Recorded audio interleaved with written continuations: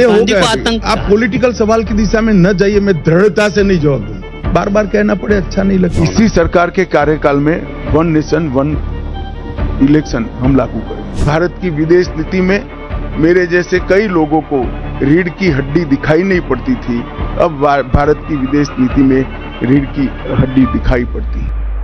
60 साल के बाद पहली बार कोई एक नेता तीसरी बार अपनी घोषणा के साथ देश का प्रधानमंत्री बनकर देश का नेतृत्व कर रहा है।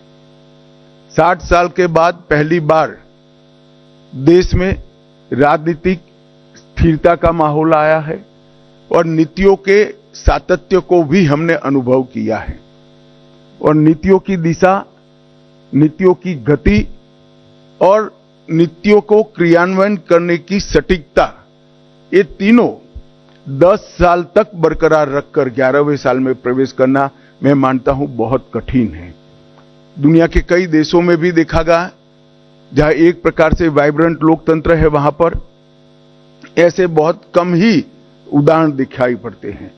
और इसका कारण है कि इस 10 साल में देश की बाहरी सुरक्षा, देश की आंतरिक सुरक्षा और देश की रक्षा प्रणाली, इसको मजबूत कर एक सुरक्षित भारत बनाने में नरेंद्र मोदी सरकार ने बहुत बड़ी सफलता मोदी जी के नेतृत्व में प्राप्त की है।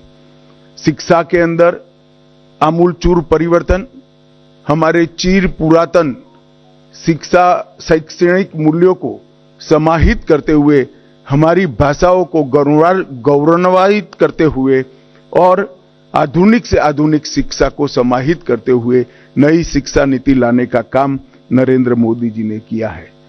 जब मेक इन इंडिया का नारा दिया गया, काफी लोग इसका मखौल उड़ाते थे, मगर आज मैं बहुत फक्र के साथ कह सकता हूं कि भारत पूरी दुनिया में उत्पादन का सबसे चहेता केंद्र बन चुका है और ये वास्तविकता है। हमारी डिजिटल इंडिया की योजना को दुनिया के कई देश समझना भी चाहते हैं, स्वीकारना भी चाहते हैं और उसको अपने विकास का आधार भी बनाना चाहते हैं। इकोनॉमी के 13 पैरामीटर्स में, चाहे बैंकिंग हो, चाहे मुद्रास्फीति हो, चाहे विकास दर हो, हर पैरामीटर में हमने डिसिप्लिन लाई है और प्रगति भी की है। अंतरिक्ष के क्षेत्र में आज सभी लोग भारत का अंतरिक्ष के क्षेत्र में भविष्य उज्जवल है, इसको एक्नोलेज करते 10 वर्ष में आजादी के बाद पहली बार दुनिया ने रीढ़ की हड्डी वाली विदेश नीति को देखने का मौका मिला है। भारत की विदेश नीति में मेरे जैसे कई लोगों को रीढ़ की हड्डी दिखाई नहीं पड़ती थी, अब भारत की विदेश नीति में रीढ़ की हड्डी दिखाई पड़ती है। इसी सरकार के कार्यकाल में 1 नेशन 1 इलेक्शन हम लागू करें। केंद्रीय मंत्री रवनीत बिट्टू जी ने प्रतिपक्ष के नेता राहुल गांधी को आतंक। आप पॉलिटिकल सवाल की दिशा में न जाइए, मैं दृढ़ता से नहीं जवाब दूंगा। बार बार कहना पड़े अच्छा नहीं लगता है।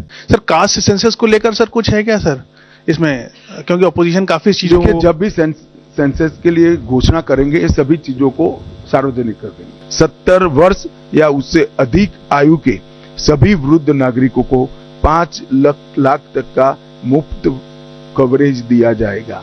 इसमें जो गरीब घर में 70 साल से अधिक वाले लोग हैं, उनको अपने कार्ड के अलावे और 5 लाख दिया जाएगा, तो उनका कवरेज एक प्रकार से 10 लाख तक किया जाएगा। करीब 4.5 करोड़ परिवारों के 6 करोड़ वृद्ध नागरिकों को इसका फायदा मिलेगा। इसमें आय की कोई सीमा नहीं रखी गई। रेलवे का जिस तरह से एक्सपांशन हो रहा है, ये एक्सपांशन देश की जनता फील कर रही है। और जहां तक हादसों का सवाल है, हम इसकी तह तक जाकर इसकी जांच करेंगे। कारण जो भी है, इसका निवारण करने के लिए सरकार कटिबद्ध है। आपके सवाल के अलावे भी मेरी विगत 2 दिन में अश्विनी जी से लंबी बात हुई, उन्होंने एक पूरा रोड मैप तैयार कराया है। हादसे अगर षड्यंत्र है तो वो भी लंबा नहीं चलेगा, और जहां जहां कोई और चीज की जरूरत है, गैप्स है, इसको